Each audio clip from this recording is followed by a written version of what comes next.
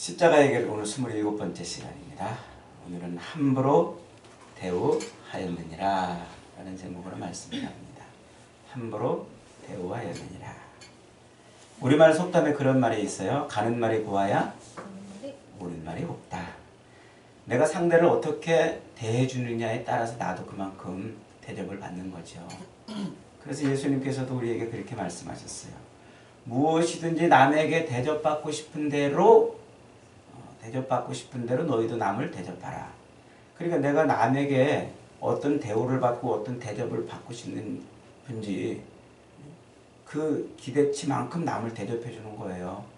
나는 남한테 함부로 하고 남을 무시하고 멸시하면서 남이 나를 존경해 주고 높여주고 사랑해 주기를 바라는 것은 잘못된 거라는 거죠. 오늘은 이 대접의 문제, 대우의 문제입니다. 오늘 본문은 예수님께서 이제 변화산에 올라갔다가 내려오세요. 그래서 내려오시는 그 장면으로부터 시작이 됩니다. 변화산에서 내려오는 제자들에게 예수님이 불쑥 이런 말씀을 하세요.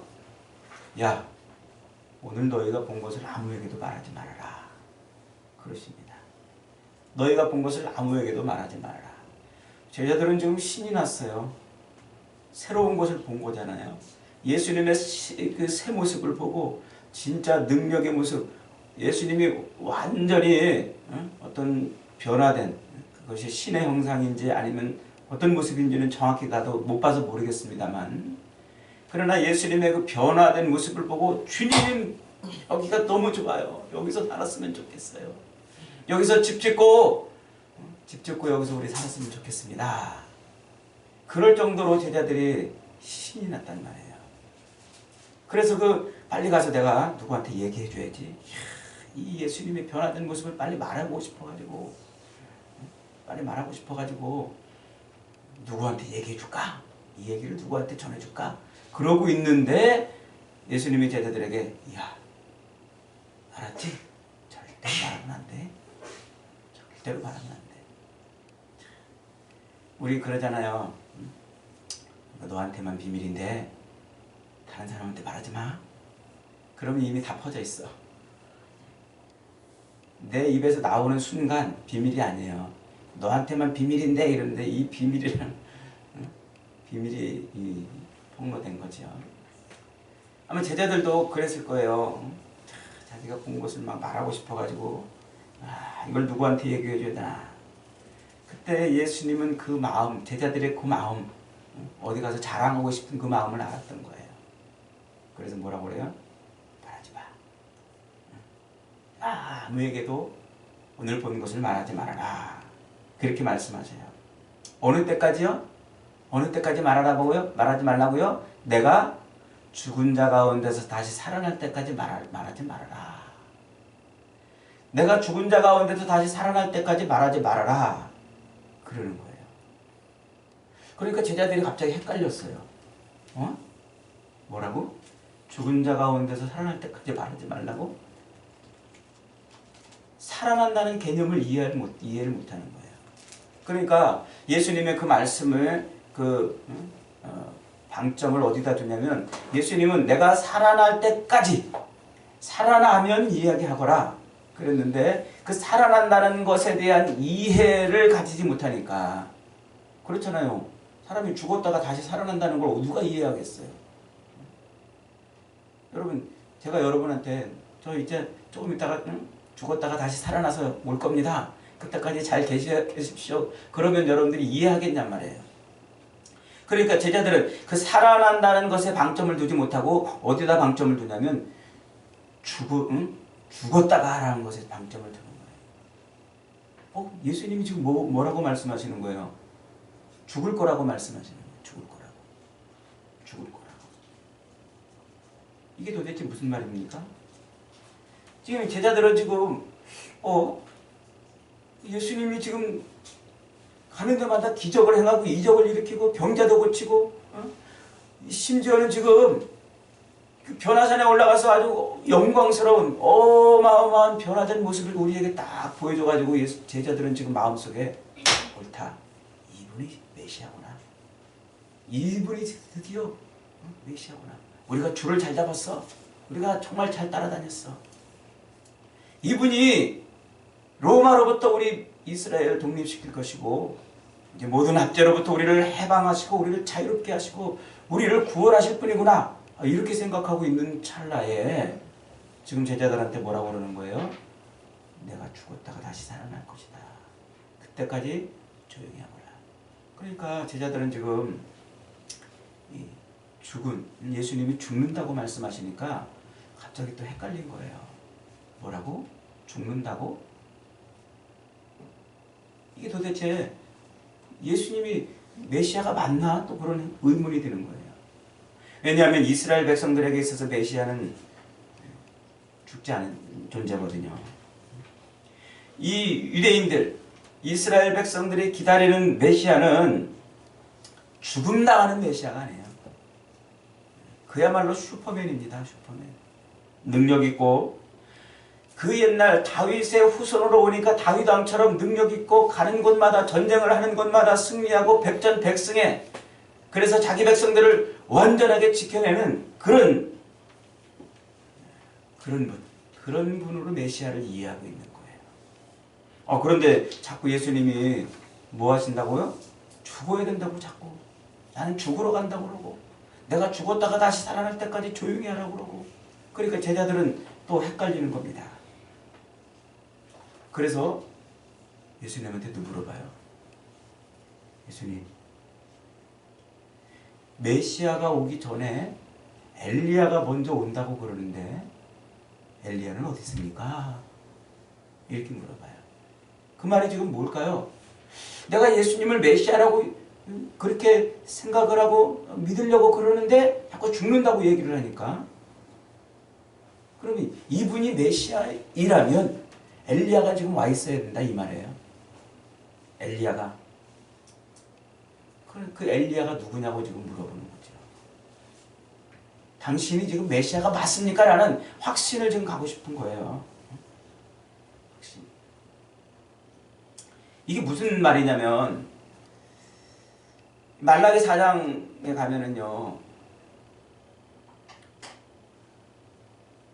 이런 말이 있어요. 말라기 4장 5절에 보라, 여호와의 크고 두려운 날이 이르기 전에 내가 선지자 엘리야를 너희에게 보내리라.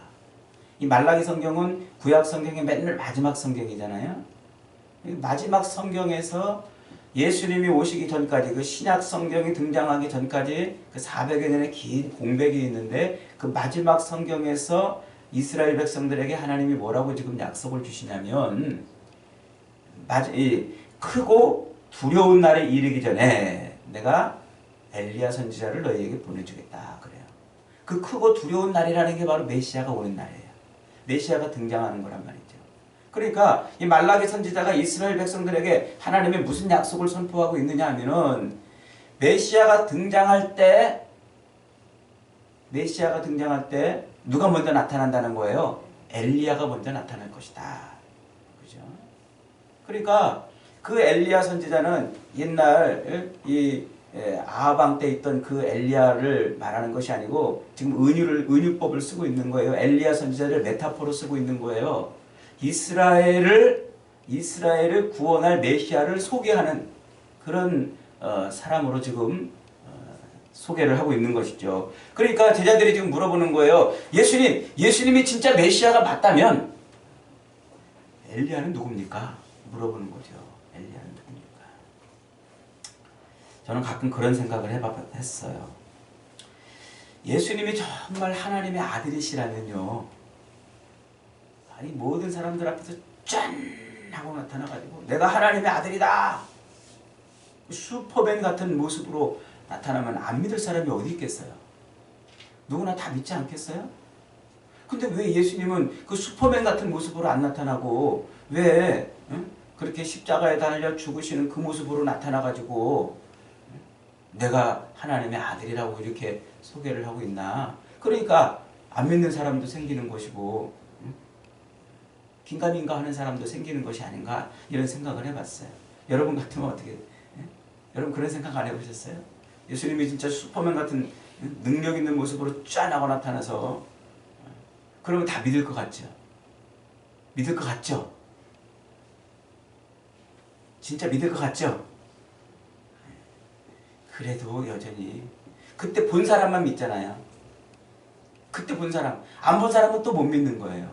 결국은 인간의 그 타락되고 죄악된 그 본성 때문에 그 타락되고 죄악된 그 본성을 치유하지 않으면 누가 와서 무엇라고 해도 믿지 못해요. 그러니까 지금 이 사건은 바로 우리에게 그걸 보여주고 있는 거예요. 그러니까 예수님께서 지금 뭐라고 말씀하시냐면 메시아가 오면 그 메시아가 오기 전에 엘리야가 먼저 나타날 것이라고 이스라엘 백성들이 기대를 했는데 그 메시아를 뭐라고 기대하고 있냐면 슈퍼맨 같은 능력 있는 로마로부터 우리를 구원하고 우리의 모든 불평등하고 억압된 것들을 깨뜨려서 자유롭게 하고 우리를 새롭게 하고 우리에게 승리를 가져다주는 그런 메시아를 기대하고 있는데 예수님이 자꾸 죽는다 그러니까 이상하다. 그 예수님 메시아가 맞나? 그러면 메시아가 온다고 그랬을 때는 엘리야가 먼저 와서 메시아를 증거해 준다고 그랬으니까 엘리야가 누군지를 지금 물어보고 있는 거예요. 누군지를. 그러자 예수님께서 이렇게 말씀하십니다. 13절에 보니까 내가 너희에게 말하노니 엘리야가 왔을 때 기록된 바와 같이 사람들이 함부로 대우하였느니라. 엘리야가 이미 왔다는 거예요. 엘리야가 와가지고 메시아를 증거했는데 사람들이 기록된 바와 같이 엘리야를 함부로 대했다는 거예요. 이게 도대체 무슨 얘기일까요? 엘리야가 이미 와가지고 메시아를 소개했다는 거예요. 그리고 메시아를 소개했는데 사람들이 그 메시아를 소개해준 그 엘리야를 어떻게 했다고요? 기록된 바와 같이 함부로 대우했다는 거예요. 함부로 대우했다는 것은 자기 멋대로 대우했다는 것이죠. 자기 멋대로. 그러면 이 기록된 바와 같이라는 말은 어딘가 기록이 되어 있다는 얘기죠. 그게 뭘까요? 그게 바로 구약 성경이에요.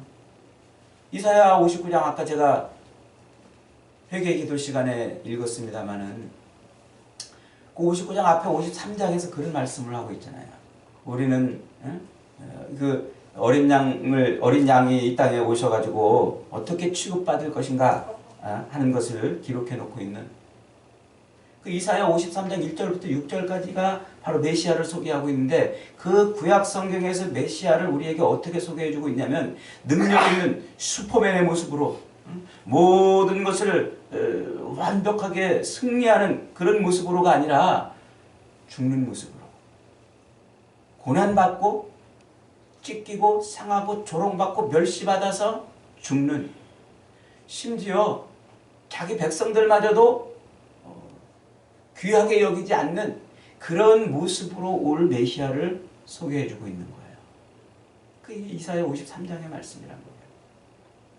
그 이사야 53장에 있는 그 메시아의 모습, 그 모습이 조롱받는 메시아 모습. 그런데 지금 이것을 예수님께서 그걸 지금 예를 들어 설명하고 있는 거예요. 이게 무슨 말입니까? 요한복음 1장 29절에 가면은요. 세례 요한이 예수님을 처음 딱 보고서 보자마자 이렇게 말합니다. 보라, 세상 죄를 짊어지고 가는 하나님의 어린 양이로다. 예수님을 뭐라고 소개하고 있다고요? 세상 죄를 짊어지고 가는 하나님의 어린 양. 예수님을 어린 양이라고 소개하고 있어요. 그런데 그 어린 양은 어디서 만들어진 은유입니까? 이미 옛날 출애굽 시대부터 이스라엘 백성들을 구원할 때마다 등장하는 그 양이 있잖아요. 우리의 죄를 대신해서 이스라엘 백성들을 구원하기 위해서 피 흘려 죽은 그 어린 양. 그 애굽에서 처음 나오던 바로 그날 밤에 양의 피를 발라가지고 이스라엘 백성들은 구원을 받지 않습니까? 그 위로 그 이후로 성막을 만들어 놓고 제사를 드릴 때 어린 양을 잡아서 이스라엘 백성들은 죄 용서함을 받고 죽음에서 건져지는 거예요. 성전에서 제사 드릴 때 그 어린 양을 잡아서 어린 양의 피를 하나님께 바침으로 대신 내가 사는 거예요. 그 구약에서 우리를 대신해서 죽어주는 그 어린 양을 누구한테 지금 갖다 붙여 설명하고 있다고요? 예수님. 세상 죄를 짊어지고 가는 하나님의 어린 양이로다 하고 예수님을 지금 소개하고 있어요. 그 구약에 예언된 그 어린 양이 예수님이고 그 예수님이 곧 누구라고요? 메시아라는 거예요. 이렇게 예수님을 메시아라고 소개하고 있으니까 세례 요한은 지금 엘리야인 거예요. 그런데 유대인들은, 이스라엘 백성들은 그 세례 요한을 어떻게 했습니까? 세례 요한의 말을 듣고서는 그를 통해서 예수님 앞에 나가서 회개하고 예수님을 영접한 것이 아니라 도리어 세례 요한을 목 잘라 죽여버렸어요. 세례 요한을 핍박하다가 목 잘라 죽여버렸단 말이에요. 그러니까 자기 멋대로 대우한 거죠. 그리고 그 세례 요한이 소개하고 있는 그 메시아, 그 메시아를 알지를 못한 거예요. 왜? 자기 멋대로 함부로 생각했기 때문에. 자기들은 메시아가 오면 모든 게 새로워지고 능력 있고 구원받고 완전한 파죽지세의 승리를 가져다 줄 그런 존재로 메시아를 생각했는데 실제 메시아는 어떤 모습으로 예언되어 있었어요? 구약에 우리를 위해서 죽으실 분, 피 흘려 죽으시고 조롱받고 멸시받는 그런 분으로 예언이 되고 있었단 말이죠. 그러니까 이스라엘 백성들이 기대하고 바라는 그 슈퍼맨이 아니라 죄인의 죄를 짊어지고 죽어야 하는 하나님의 어린 양으로 그렇게 소개가 되고 있는 거예요. 세례 요한은 이 구약 성경이 예표하고 있는 그 메시아의 바른 모습을 제대로 지금 소개를 해준 것이죠. 그런데 그렇게 소개한 메시아를 소개한 엘리야를 세례 요한을 함부로 대했다는 얘기는 곧 누구를 함부로 대했다는 얘기예요? 메시아를 함부로 대했다는 얘기예요. 메시아. 세례 요한을 다시 오리라 한 엘리야로 말씀대로 대우했다면, 그래서 그 세례 요한이 지시하고 바라보게 하는 그 메시아를 제대로 바라봤다면 그리스도 예수를 메시아로 온전히 다 인정할 수 있는데 그러지를 못했다는 거예요. 그러죠. 오늘 우리가 믿음 생활하면서 신앙생활하면서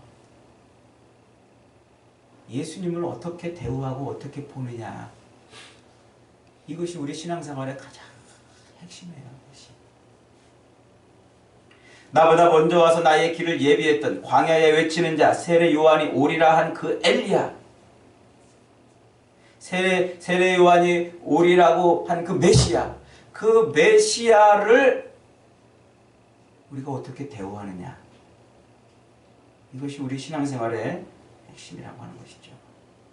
그러니까 예수님은 지금 변화산에서 그 어마어마하게 변화된 그 모습을 보고 제자들이 예수님에 대한 생각을 온전히 갖고 있는지를 다시 한번 확인시켜 준 것입니다. 여러분은 예수님을 어떻게 생각하고 있습니까? 여러분은 예수님을 어떻게 보고 있습니까? 우리는 세례 요한이 지시하고 세례 요한이 가르치던 그것보다 더 확실한 증거를 가지고 있어요. 예수님이 메시아라는 증거. 그것이 무엇입니까? 그것이 바로 이 성경이에요. 성경은 세례 요한보다 더 정확하게 예수님을 메시아라고 소개하고 있단 말이죠. 그래서 메시아이신 예수님을 우리가 바르게 볼 수 있기 위해서는 하나님의 말씀인 성경을 들여다봐야 되는 것입니다. 그래야 예수님을 온전히 대우할 수 있어요. 온전히 대접할 수 있고요.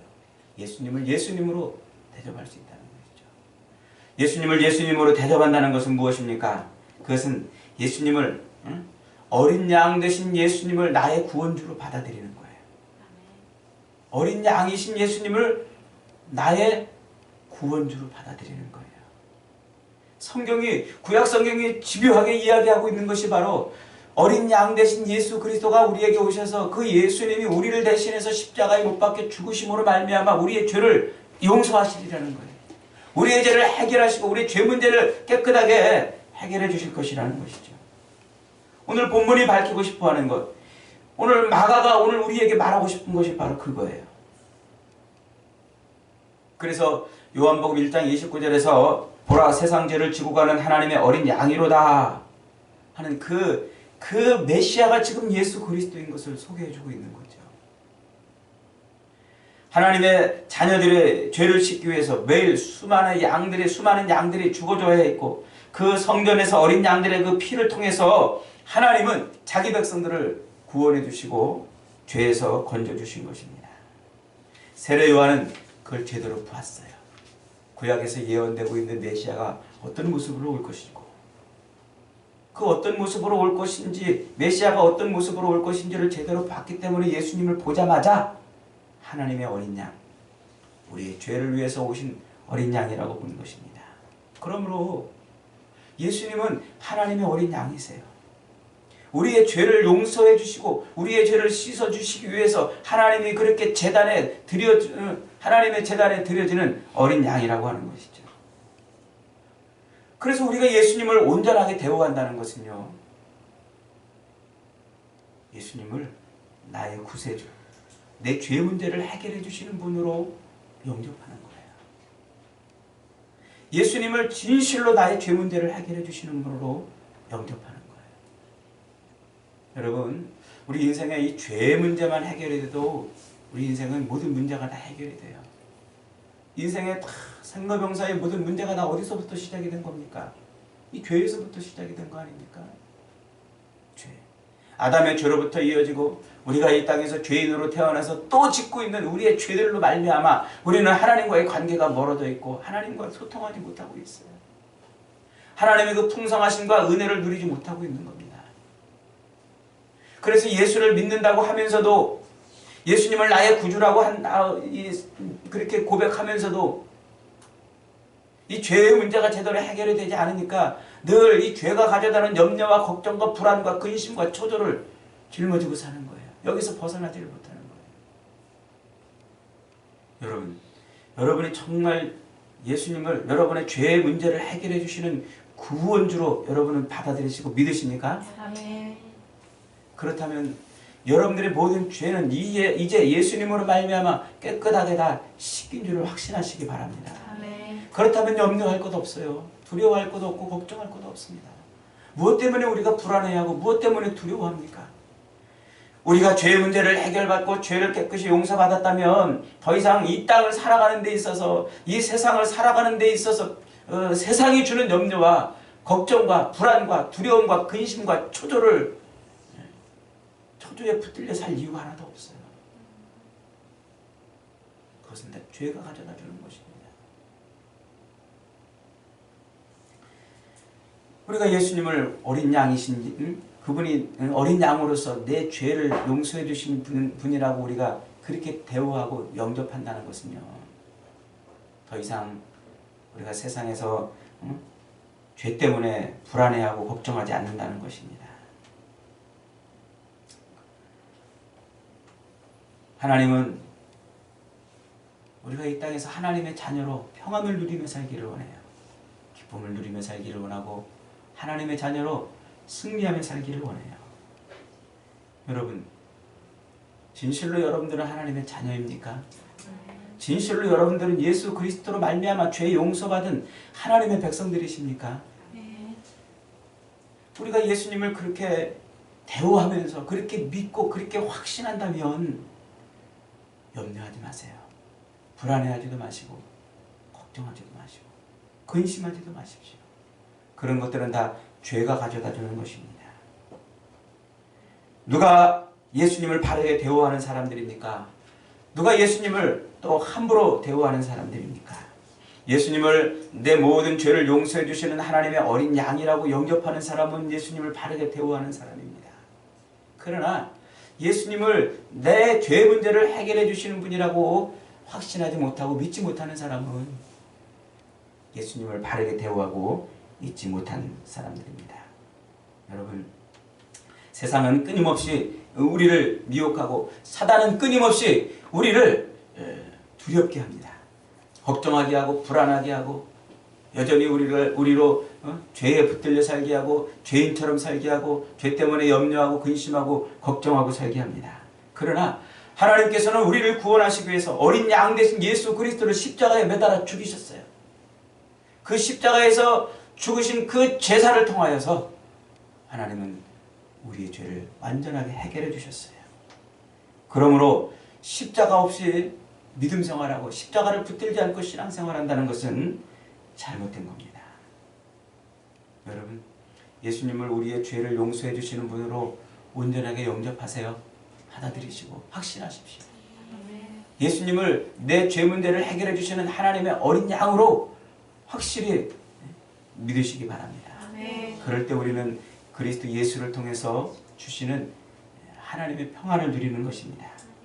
이사야 53장 3절에서 그는 멸시를 받아서 사람들에게 실어버린 바 되었으며 간고를 많이 겪었으며 질고를 하는 자라. 마치 사람들에게 얼굴을 가리우고 보지 않음을 받은 자 같아서 멸시를 당하였고 우리도 그를 귀히 여기지 아니하였도다. 우리도 그를 귀히 여기지 아니하였도다. 이 말이 함부로 대우했다는 말이에요. 함부로 대우했다. 이 이사야의 예언의 말씀은 장차 오실 예수님에 대한 예언의 말씀 아닙니까? 그 예수님이 이 땅에 오시면은 많은 사람들이 어떻게 대우할 것인지를 예언해주고 있는 말인 것이죠. 여러분, 오늘 우리가 예수님을 믿고 예수님을 나의 구주라고 믿는다고 말하면서도 사실은 예수님이 내 모든 삶의 주인이라고 확실히 영접하지 않기 때문에 우리도 예수님을 귀히 여기지 않는 거예요. 내 삶의 주인이고 내 삶의 전부가 되시고 내 삶의 모든 것 되시는 분이라고 그렇게 영접하지 않기 때문에, 그래서 우리는 예수님을 내 구주로 생각하고 예수님을 내 구주로 믿는다고 말하면서도 여전히 예수님보다 더 좋은, 예수님보다 더 귀한, 예수님보다 더 소중한 어떤 것을 찾으려고 그렇게 생각하는 거예요. 그래서 신앙생활 자체가 예수님을 붙들고 살아가는 삶이 아니라 예수님을 통해서 뭔가를 얻으려는 삶이 되어버렸어요. 예수님을 통해서 뭔가를 세상 것을 얻으려고, 그래서 예수님한테 기도한다는 것이 전부 세상 것 달라고 기도하는 거예요. 세상 것 달라고. 예수님 자체가 내 삶의 주인이고 내 삶의 모든 것 되시고 전부가 되기를 소망하고 바라고 그것이 내 기도가 되고 그것이 내 신앙이 되고 내 삶의 전부가 되어야 되는데 예수님을 통해서 세상 것을 얻으려고 애쓰고 몸부림친다는 것이죠. 여러분, 우리가 예수님을 어떻게 대하고 있는지, 예수님을 어떻게 대우하고 있는지 조금만 들여다보면은 금방 알 수가 있어요. 금방 알 수가 있어요. 예수님은 우리의 내 삶의 모든 것 되시고 전부가 되는 줄 믿으시기 바랍니다. 그분은 우리를 하나님의 백성이요 하나님의 자녀요, 우리를 하나님의 손에 얹어놓고 싶으셔서 이 땅에 오셔서 죽으신 하나님의 어린 양이십니다. 하나님의 손에 우리를 드리고 싶어서, 하나님의 손에 우리가 붙들려 있게 하고 싶어서 우리를 대신해서 죽으신 분이십니다. 그분을 믿음으로 말미암아 우리는 하나님의 손에 들어가는 줄 깨달으시기를 바랍니다. 그분을 온전하게 나의 구세주로 영접하는 그 순간 우리는 하나님의 자녀가 되고 백성이 되고 하나님의 손에 붙들려 있는 것이 되는 거예요. 세상 모든 만물의 창조도 되시고 모든 만물의 섭리주가 되시고 구원주가 되시는 그 하나님의 손에 내 영혼이 붙들려 있는데 뭘 걱정합니까? 뭘 두려워하고 뭘 근심합니까? 정말로 그리스도 예수를 통해서 우리가 하나님의 백성이 되고 하나님의 자녀가 되고 그 어린 양 되신 예수 그리스도로 말미암아 우리가 하나님의 손에 들려지면 모든 염려, 걱정, 근심 없는 인생이 되는 줄 확신하시기 바랍니다. 아멘. 오늘도 예수님을 내 모든 죄를 용서해 주시는 분, 나를 위해서 십자가에 죽으신 분, 나를 위해서 죽으시는 하나님의 어린 양이라고 온전하게 받아들이고 그분을 그렇게 대우함으로 말미암아 우리가 하나님의 손에 붙들리는 놀라운 인생들 다 되시기를 주님의 이름으로 축원합니다. 아멘.